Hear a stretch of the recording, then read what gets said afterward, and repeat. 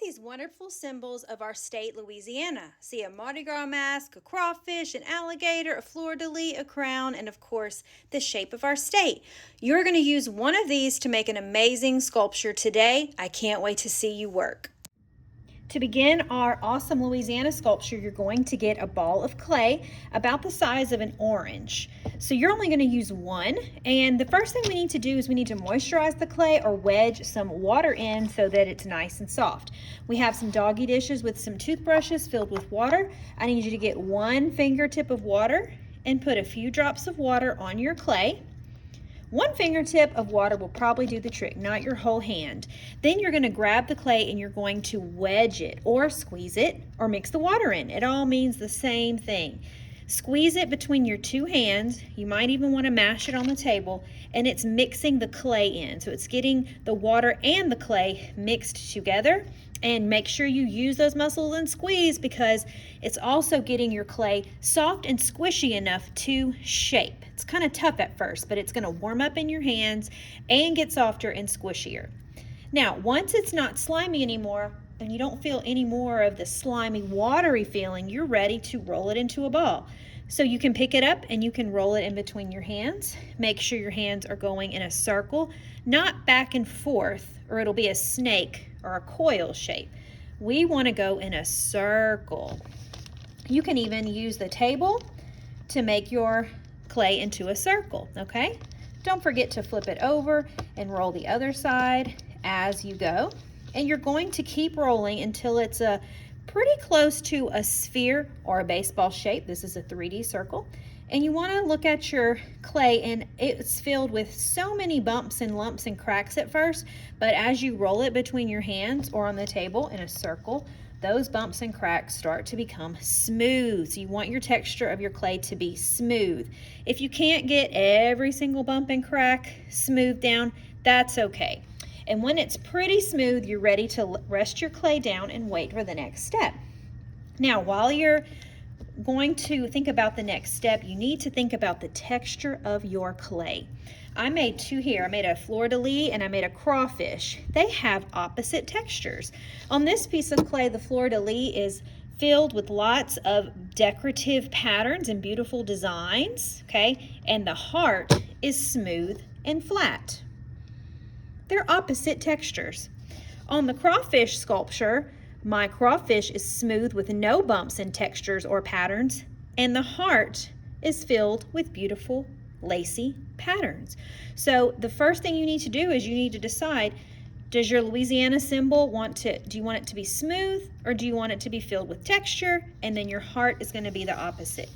If you want your clay to have a similar texture to the fleur-de-lis that I made, you're going to get a piece of lace and you're going to put your ball of clay in the center. And you are going to use your fist to mash it down into a slab or a flatter piece of clay. I'll show you this step first, and then I will show you if you want to create a regular smooth texture. So if you're using the lace, make sure your ball of clay is in the middle, not at the top, not at the bottom or the side, okay? And when you're ready, you're going to make a fist with your hand, and you're going to gently, not with all of your force and strength, but gently, you're going to do that until your clay starts to get a little flatter, okay? Now, another thing to think about is you are using your fist at the top, the bottom, the left side, the right side, and the middle. Do not put your fist on just one part of the clay. Then you'll have a big, like a valley. You want to have smooth, flat texture. You don't want valleys and mountains. It's kind of like valleys and mountains, right? So there's a little hill or a mountain right here. So I'm gonna hammer it down with my fist. Same thing right there. That way the whole thing will be the same height. Now, before you get too crazy, take your cookie cutter and make sure that it's big enough. Okay, now my clay's not big enough because there's a little gap right here and a gap down here. So if I were to also use this cookie cutter, I have gaps here and here. Is my clay big enough? No, it's not. So the only thing, easy fix, just move it a few more times with your fist, and it's gonna get a little bigger. Then I can test it out again. I am not pressing this down into the clay. I'm just laying it on top to see if it's big enough. Now, if I turn it that way, I think that would be perfect, okay? So I think I'm ready to do my Louisiana cookie cutter. If I were to do a Mardi Gras mask and I turn it this way, I don't see any gaps. So you go ahead and hammer it down until it's big enough for your cookie cutter. If you have the lace, you're gonna peel it away and you will see that beautiful texture on one side. Let's keep that side turned over, and then we're going to cut out our shape from our cookie cutter. But now I'm going to show you how to do the same step without the lacy texture in case you want your sculpture to be smooth like the crawfish.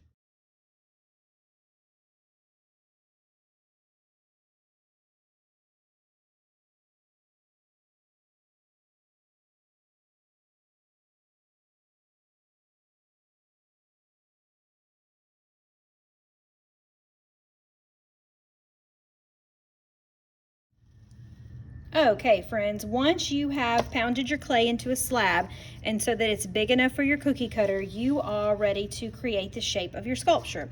I'm going to switch these around because there's something very important I want to show you. If you have the Louisiana cookie cutter, you want to make sure that it's not the wrong way. So this is what the shape of Louisiana looks like. Not like this, right? This is backwards. So if you have a textured side, make sure that the texture side is up when you press your Louisiana down so that it won't be backwards, okay? And the other ones, it really shouldn't matter, but if you, just to be safe, if you have a textured side with lace, let's make sure it's facing this way when we do our cutting, no matter what shape you're gonna use. Now, when you're ready to do that, make sure it's in the place where there are no gaps. For example, you wouldn't want to press your shape down when it's like that. You want it right in the center where there's no gaps. If you need to turn it, you can experiment with that. You press it down with your fingers and your hands, adding pressure like you're baking cookies. After you press it all the way down so that it hits the newspaper and the table, you might want to give it a little wiggle, okay, to make sure it's extra firm and it cuts through the entire piece of clay.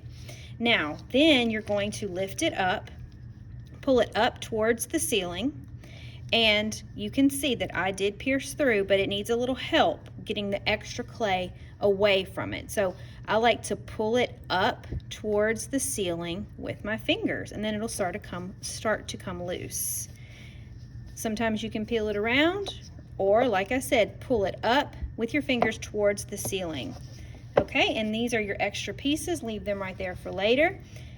And then if your shape is still trapped inside your cookie cutter, you're just going to gently push your fingers down this time towards the table or the floor, very gently, so that it comes out of the cookie cutter into this nice shape that you have. There's one. I'm going to do the second one. So this one is flat, so it doesn't matter which side, but before I press it down, I'm going to measure it out to make sure I'm not hanging off with any holes like that. I think this is a good place.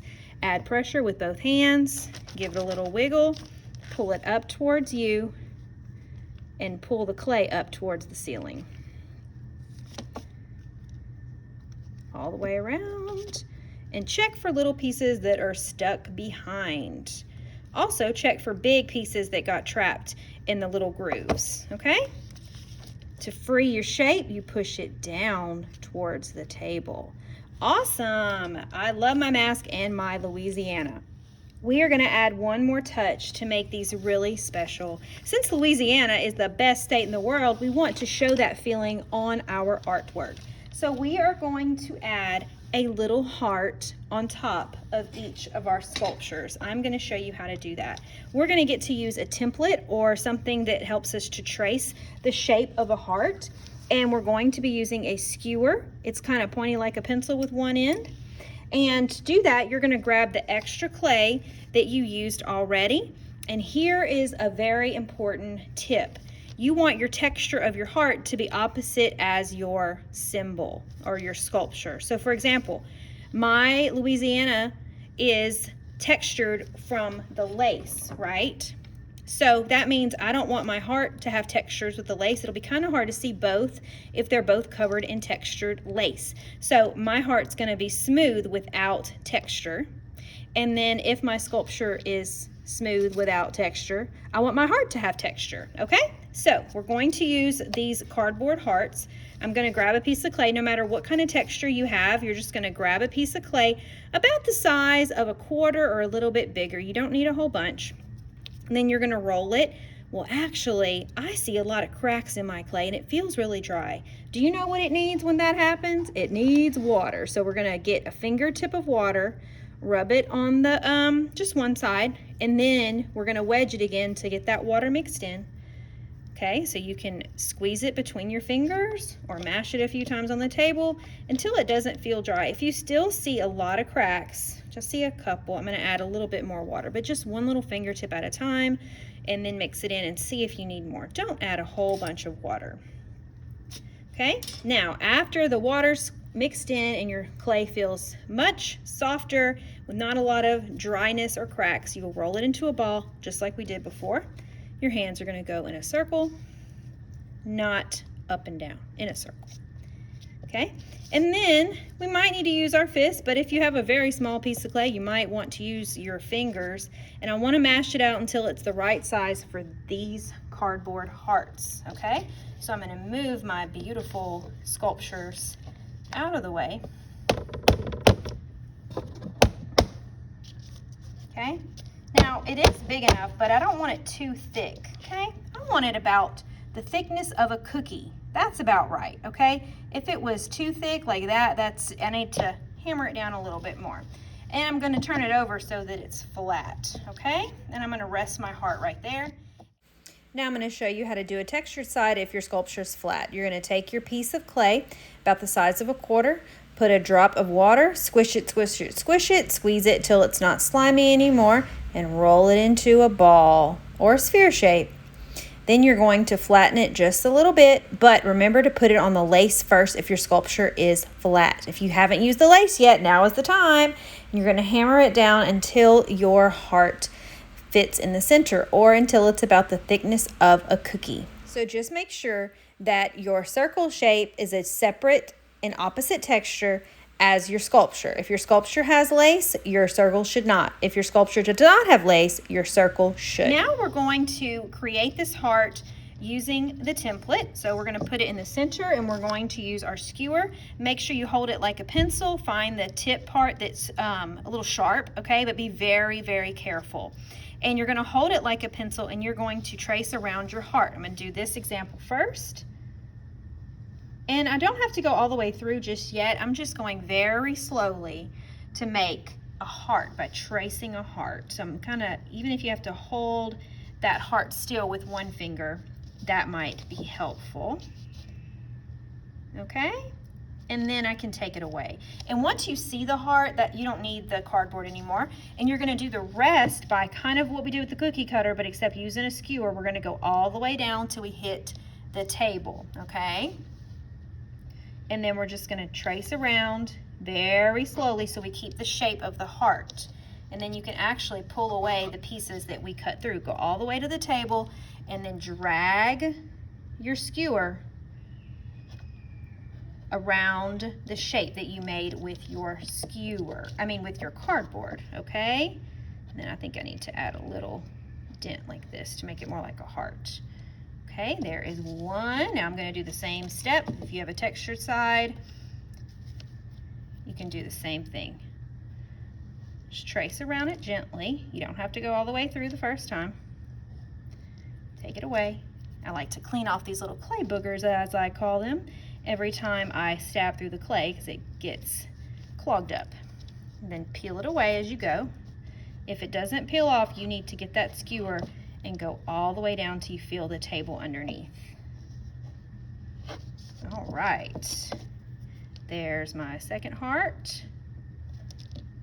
Looks pretty good. Now, I'm gonna clean it up a little bit to make it smooth. So you see I have a lot of clay boogers, like I call them again, on the edge of my heart now. But if I take my finger and dip it in some water and rub it around the heart, it does two things. It gets rid of those clay boogers and it makes my heart really nice and smooth. Look how much better it looks. And then I can go around to the back too. Then I let it rest in front of my sculpture and wait for the next part. And I'm gonna do the same with this one. Just go around with a wet fingertip, the front and the back. Now, on your if you have lace on your heart, be careful not to rub the lace too much because then the lace will disappear. Now it's time to attach the heart to our beautiful sculpture. Now, you need to decide where your heart's gonna go on your sculpture. It can even, if it's too big to fit on the sculpture, because I know some of our sculptures are kind of skinny, like the crawfish, you can place it where it's hanging off of the sculpture if you want. It doesn't have to be on it. I think my heart will look beautiful right there. I'm thinking of Lake Charles, which is right about here on the shape of the state of Louisiana. Now, I'm not gonna do anything yet. I'm just gonna rest it there, but we can't leave it like that because it's got to be glued on. Whenever you attach a piece of clay to a sculpture, you're adding two pieces of clay together. You have to give it some glue, which is clay water. This is called slip, and we're using a toothbrush, so your water's not dirty, it's clay water. And you're going to get a little bit of water on your toothbrush, tap, tap, tap. If you got some clay on your toothbrush, it's all right. And you're gonna grab the back of your heart. This one's smooth on both sides, so it doesn't matter.